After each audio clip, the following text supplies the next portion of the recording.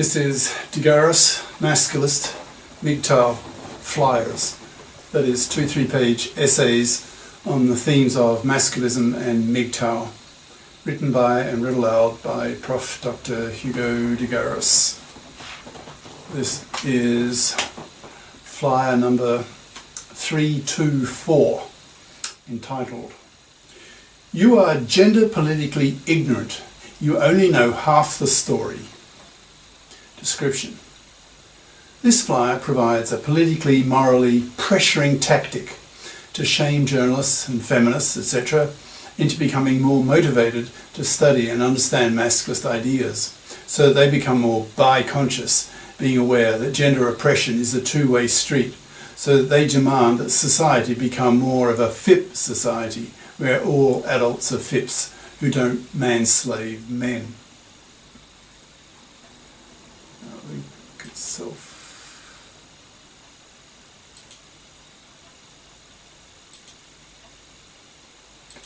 Bigger.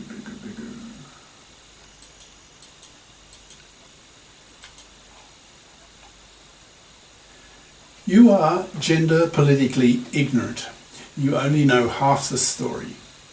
By Prof. Dr. Hugo de Garis. Email profhugodegaris@yahoo.com. Website profhugodegaris.wordpress.com. This flyer introduces a strategy that the masses can use with the feminazis, the media and other groups to more effectively get the masculist message across. Women use shaming language against men all the time, and it can be quite effective if the target man has not had his masculist consciousness raised. Men, after all, are powerfully motivated to tolerate a lot of shit from women in order to get into their vaginas, which is what men really want from women. Men too can use shaming tactics to good effect if it's done well, persuasively, convincingly. This flyer introduces such a tactic that the masses can use that accuses people, that is, the target audience, for example, journalists, feminazis, other men, etc.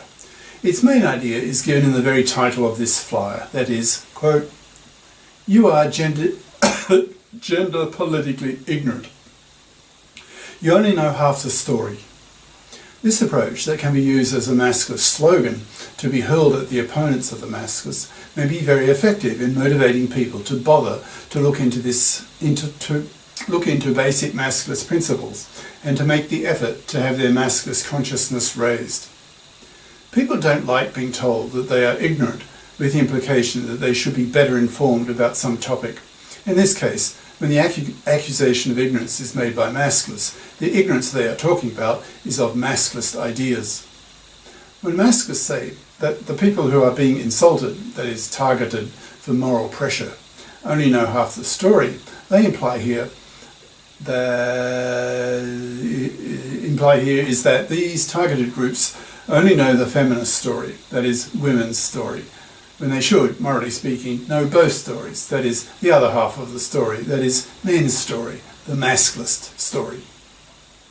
Men are half the population, that is, over 3.5 billion people on the earth, so men's story is obviously very important, yet women's story has been given the lion's share of media and cultural interest over the past half-century, with most women now influenced by the rise of the second-wave feminist movement that has pushed for and obtained basic equal legal rights for women, equal pay for equal work, the abortion right, the right to enter the professions equally with men, etc. Now it's the turn of the men, the masculists, to highlight what is wrong with society regarding men's issues. For example, the fluffy feminist hypocrisy in the divorce courts, the blatant legal discrimination against men being denied the paternity rejection right, men being manslaved by fluffy parasites who don't bother to get a career-competent education at high school and college, who expect to be able to parasite off the money and labour of a man, etc. Men now have their own story, their own masculist ideology, their own masculist textbooks, their own men's studies courses at university, etc. The time is right for men to wake up and demand their own equal rights. When one is intellectually armed with masculist ideas, one is conscious that women oppress men more so than vice versa, because women's oppression of men is long-term, sustained over decades. For example, manslavery, financial parasitism, dictated paternity, no para, being nagged for decades, etc. Masculist leaders are now ready to take their message to the general public, to other men, to women, to feminists, to journalists, with the message that all of these groups are morally pressured to make the effort to have their masculine consciousness raised, to become aware how women oppress men, and that this awful oppression must stop. The Masculists then need to take their next step, now that their ideas, their ideology, is pretty well crystallised. The next step is to educate the public, and a shaming approach is as effective as any. It can be added to the Masculist media repertoire. There are quite a few groups that need to be targeted. That is, the media, the main objective. Other men, women, feminists, students, etc. It's the media that the Masculists want principally to target. The above shaming approach can be used to motivate the journalists, to make them feel that if they know nothing about masculism, then they're ignorant, in some sense lacking, behind the times, inadequate, not modern, not in, not up to date with their thinking. Masculists need to pressure the journalists to modernise their gender political thinking so that they see the other half of the story, the men's half, the masculist half. Once the journalists, the media people, have done their job, so that millions of the general public have been exposed to masculist ideas, then the masculists can target the feminists, pressuring them morally that their monoconscious bias, their gender bias, their anger bias, is merely a result of their own gender political ignorance. That is, they are only aware of how men oppress women and know nothing of the reverse case. So, of course, they are angry at men because that's the only gender oppression direction that they are aware of. When the feminists learn masculism and become biconscious, they'll become more balanced in their awareness of oppression directions, learning from the masculists and from the media that gender oppression is a two-way street, that women can oppress men too, and worse than men oppress women. Because traditional women, that is fluffies, man-slave men, usually for decades, a major form of oppression. So masculists need to get into the habit of lashing out at media and feminazi monoconscious ignorance with statements similar to the title of this flyer. For example, imagine some woman, some feminist, makes some derogatory remark about men.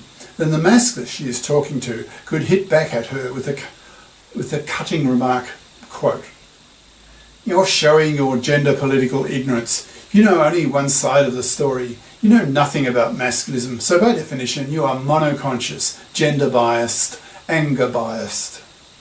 You are not biconscious because you have not yet had your masculine consciousness raised, so you are gender politically retarded, backward, old-fashioned, old hat. Many women are ahead of you who now are well informed of masculinist ideas, but you obviously know nothing about them. You haven't had your masculine consciousness raised the slightest bit, and you pay a heavy price for that ignorance." Biconscious feminists tend to lose their anger bias because they can see that gender oppression is a two-way street.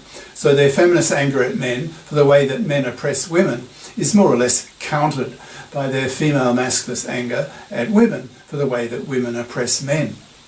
So these feminists become less feminazi bitchy and hence are nicer to men, more approachable by men. So these biconscious women are more likely to have boyfriends and be regularly penised and orgasmed, making them happier, more fulfilled than the usual monoconscious, man-dumping, misandrist, feminazi bitch, whom men avoid like the plague because such women are so repulsive to men. Such monoconscious feminazis are forced by men to rot on the shelf because no man will go near them.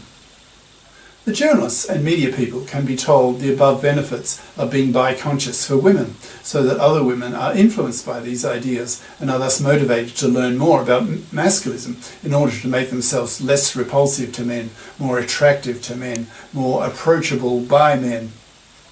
So, politically minded masculists need to adopt media and social tactics that increase the odds of the general public, via the journalists, becoming more conscious of masculist ideas and the goals of the masculists. For example, the creation of a FIP Society, where all adults are FIPs, so that no one financially exploits the labour of another person, in which there are no fluffies, all are FIPs and expected and educated to be FIPs. Gender politicians need to be motivated to vote for men's rights as much as for women's rights. For example, particularly bringing in the paternity or rejection right, reforming the divorce courts, which today scream of gender injustice against men. The Masculists need to put more pressure on the politically passive, politically impotent, wimpy MGTOWs, men going their own way, who merely accept the gender status quo and walk away from it, instead of fighting it, aiming to destroy it, the way the politically active, aggressive Masculists do. Masculists aim to motivate men to be more masculist conscious, to learn to reject the gender status quo by forcing women to FIP up or pay the heavy price of being manless, hence sexless, loveless, babyless, and increasingly spat at for being a hated, manslaving, parasitic fluffy. With the title of this flyer as a Masculist slogan, Masculists have a powerful tool to achieve their social and legal goals of achieving equal rights for men and the creation of a FIP Society, the main political goal of the Masculists. Cheers. Prof. Dr. Hugo de Garis.